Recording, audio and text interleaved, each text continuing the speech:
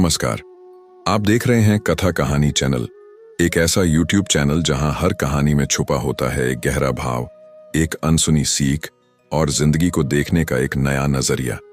यहां हम लाते हैं आपके लिए ऐसी कहानियां जो दिल को छू जाती हैं, सोच को झकझोर जाती हैं और आत्मा तक उतर जाती है।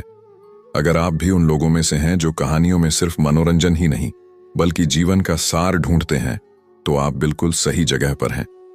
तो चलिए शुरू करते हैं आज की एक बेहद मार्मिक कथा, लिबास, एक धोखा, जो हमें सिखाती है कि हर मुस्कुराता चेहरा भरोसेमंद नहीं होता।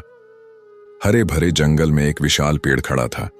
उस पेड़ की सबसे ऊंची डाल पर रहते थे दो मासूम परिंदे, एक कबूतर और एक कबूतरी।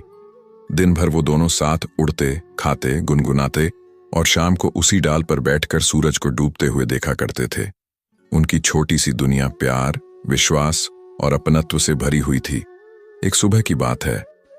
सूरज की हल्की किरणें जब धरती को चूम रही थीं, तभी कबूतर और कबूतरी उस पेड़ की डाल पर बैठे एक नई सुबह का स्वागत कर रहे थे। तभी अचानक कबूतरी की निगाह नीचे गई। वो घबरा गई और धीरे से बोली, कबूतर, देखो वो इंसान हमारी तरफ आ रहा है। मुझे कुछ अजीब सा लग रहा है, कहीं वो हमें नुकसान न पहुंचा दे। चलो यहां से उड़ चलते हैं। कबूतर मुस्कुराया। उसने प्यार से उसकी आंखों में देखा और बोला, अरे नहीं, देखो जरा उसे गौर से। कपड़े कैसे साफ सुथरे हैं, चेहरे से शराफत झलक रही है, चाल ढाल भी कितनी शालीन है। भला ऐसा आदमी हमें क्या मारेगा? कबूतरी चुप हो गई। उसने कबूतर पर भरोसा किया, आखिर वो उसका जीवन साथी था। लेकिन जैसे जैसे वो आदमी पास आता गया, कबूतरी का डर और गहराता गया और फिर एक पल में सब कुछ बदल गया।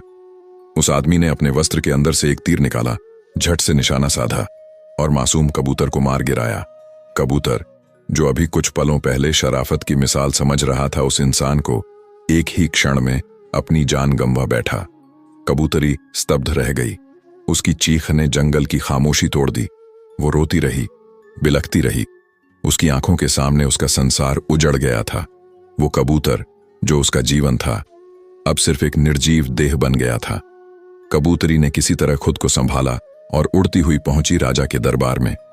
राजा ने कबूतरी की पूरी बात सुनी। उसकी आंखें भी नम हो गईं। वो एक न्यायप्रिय शासक था। उसने तुरंत आदेश दिया, उस शिकारी को पकड़कर दरबार में लाया जाए। सैनिकों ने शिकारी को पकड़ लिया और जब उसे दरबार में लाया गया तो डर के कारण उसने अपना जुर्म स्वीकार कर लिया। तब राजा ने कहा, अब इसका फैसला तुम करोगी हे कबूतरी। इस क्रूर शिकारी को जो सजा देना चाहो दे सकती हो और वही सजा तत्काल लागू की जाएगी। कबूतरी ने आंसुओं से भरी आंखों से राजा को देखा और धीमे मगर दृढ़ स्वर में कहा, हे राजन, मेरा जीवन साथी इस संसार से चला गया। अब वो कभी वापस नहीं आएगा। मुझे इससे बदला नहीं लेना, लेकिन मैं चाहती हूं कि इस शिकारी को उसके पाप का बोझ जीवन भर ढोना पड़े। इसने मासूमों की जान ली और धोखा दिया, शराफत का लिबास पहनकर। इसलिए इसकी सजा यह होनी चाहिए कि ये अब शराफत का लिबास न पहन सके। इसका असली रूप सबको पता चले। अब ये हमेशा शिकारी का ही वस्त्र धारण करे, ताकि हर कोई जान जाए कि यह है कौन और कितना नीच है। राजा ने सिर झुकाया और कहा, तथास्तु, तुम्हारी सजा न्यायोचित है। और उस दिन से वो शिकारी जो चेहरा शराफत का लगाता था, अब अपने असली रूप में सबके सामने था। न उसे इज्जत मिली, न चैन। कबूतरी लौट तो आई, पर अकेली, टूटी हुई। लेकिन उस दिन उसने हम सबको एक बहुत बड़ा सबक दे दिया। दोस्तों, हर चमकने वाली चीज सोना नहीं होती, हर मुस्कुराता चेहरा भरोसे के काबिल नहीं होता और हर शराफत का लिबास सच्चाई का प्रतीक नहीं होता। सावधान रहिए, अपने आसपास के बहरूपियों से सतर्क रहिए, क्योंकि अक्सर सबसे बड़ा धोखा वो लोग देते हैं जो सबसे ज्यादा भले लगते हैं।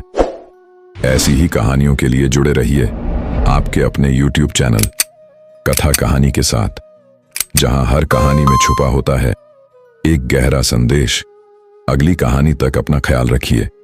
फिर मिलता हूं किसी नई कहानी के साथ। नमस्कार।